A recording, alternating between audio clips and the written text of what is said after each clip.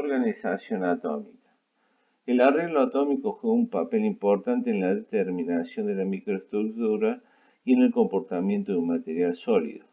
Si no se consideran las imperfecciones que aparecen en los materiales, entonces existen tres niveles de arreglos atómicos: sin orden, con orden a corto alcance, con orden a largo alcance.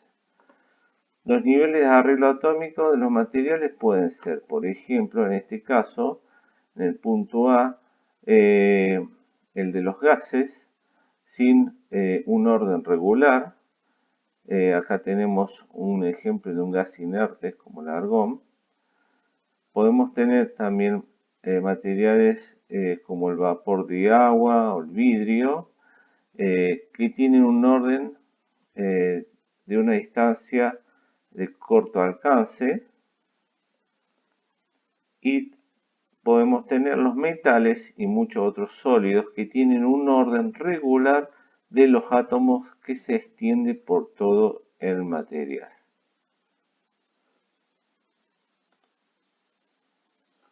Redes de Bravais.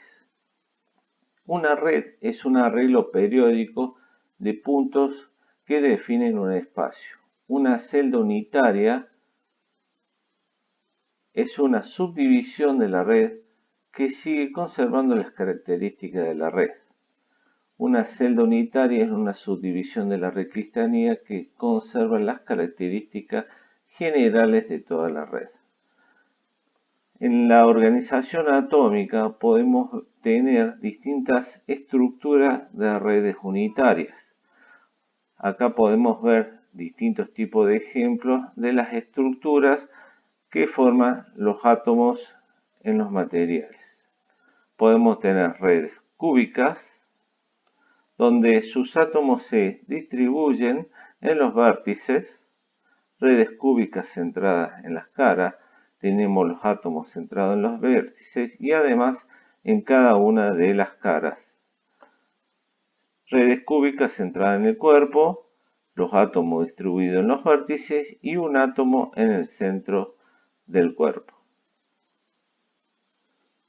Podemos tener además estructuras tetragonales, hexagonales, ortorromboicas, romboédricas, monoclínicas, y las más importantes de las estructuras son las cúbicas centradas en el cuerpo, la cúbica centrada en las caras y la hexagonal compacta. Parámetros de la red. Los parámetros que definen una red es la forma y tamaño de la celda, el tamaño de los átomos, la dirección de la celda y el conjunto del empaquetamiento. Acá podemos ver distintos ejemplos de la distribución atómica en una red cúbica, en una celda cúbica. Acá tenemos la cúbica simple, con sus átomos distribuidos en los vértices, la centrada en el cuerpo, con un átomo en el centro, y la cúbica centrada en las caras, con distintos átomos centrados en las caras. Un parámetro importante que define la red es la dirección de la forma. A menudo es necesario referirse a ubicaciones específicas en las redes cristalinas. Esto es de especial importancia para los materiales como los metales y las aleaciones, con propiedades que varían con la orientación cristalográfica. La dirección de la forma puede hacer variar las propiedades de un material. En este caso podemos visualizar en la imagen los distintos vectores. Se puede llegar a determinar en una red cristalina el comportamiento en la dirección en que se distribuye la misma red.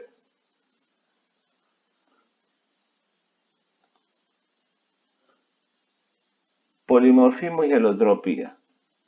Muchos elementos y compuestos existen en más de una forma cristalina en diferentes condiciones de temperatura y presión. Existen elementos que tienen distintos comportamientos de forma dependiendo la temperatura en la que se somete a presión atmosférica. Por ejemplo, podemos tener un metal como el calcio, el cual tiene una estructura cristalina a temperatura ambiente de cúbica centrada en las caras. Con temperaturas superiores a los 447 grados centígrados, la estructura cambia a cúbica centrada en el cuerpo.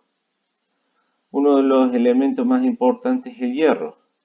El hierro tiene un comportamiento que varía de acuerdo a la temperatura. De menos 273 a 912 grados, el hierro tiene una estructura cristalina cúbica centrada en el cuerpo. De 912 a 1394 tenemos cúbica centrada en la cara. Luego de 1394 a 1539 tenemos una red cúbica centrada en el cuerpo. Cristales iónicos. Muchos materiales cerámicos contienen enlaces iónicos entre aniones y cationes. Estos materiales iónicos deben tener estructuras cristalinas que aseguren la neutralidad eléctrica, permitiendo, sin embargo, que los iones de tamaño distinto se empaquen con eficiencia. Es decir, en los cristales iónicos tenemos elementos que forman enlaces iónicos, los cuales pueden tener similares electropositividad o electronegatividad o no, de acuerdo a su electronegatividad y al tamaño y distribución de sus átomos, van a formar la estructura asegurando la neutralidad eléctrica.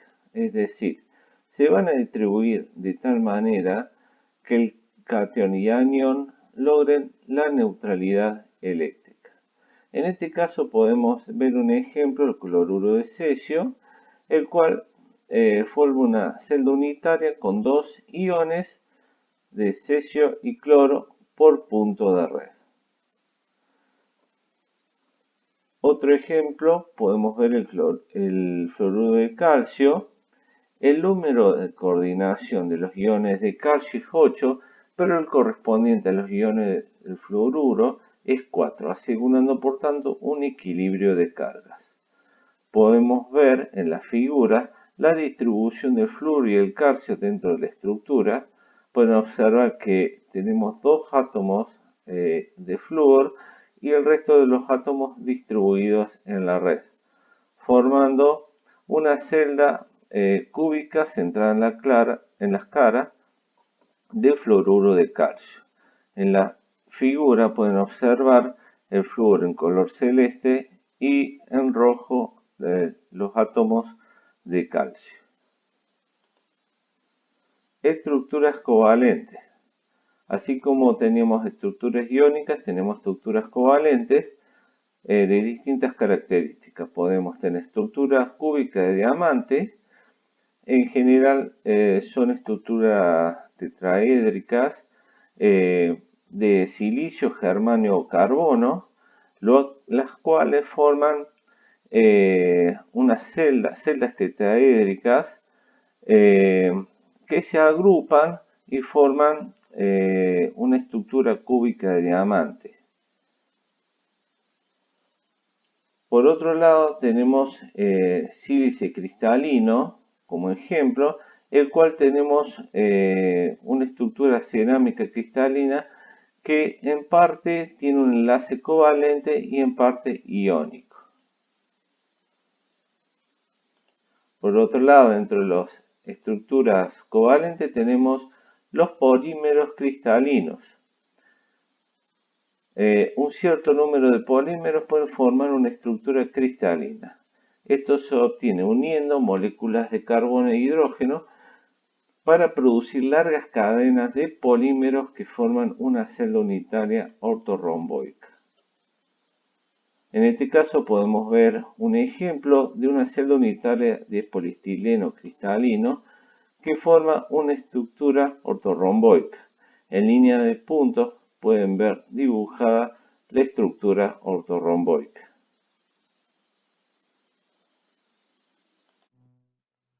Difracción de rayos X. Se puede obtener información sobre la estructura cristalina de un material utilizando difracción de rayos X.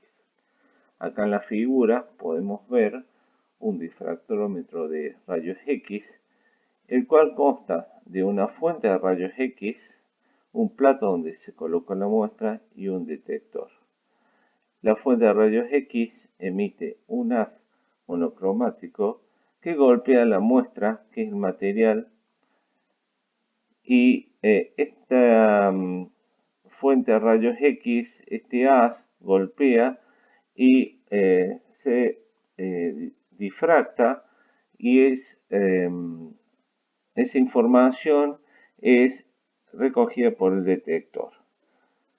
La mayor parte de la radiación dispersa por un átomo anula la dispersada por otros átomos, es decir, el haz ingresa en la muestra y la radiación es dispersada. Pero, sin embargo, los rayos que golpean ciertos planos cristalográficos en ángulos específicos se ven reforzados en vez de eliminados. Es decir, que en determinados ángulos vamos a tener una emisión de intensidad de onda, de rayos X. Calculando en determinados ángulos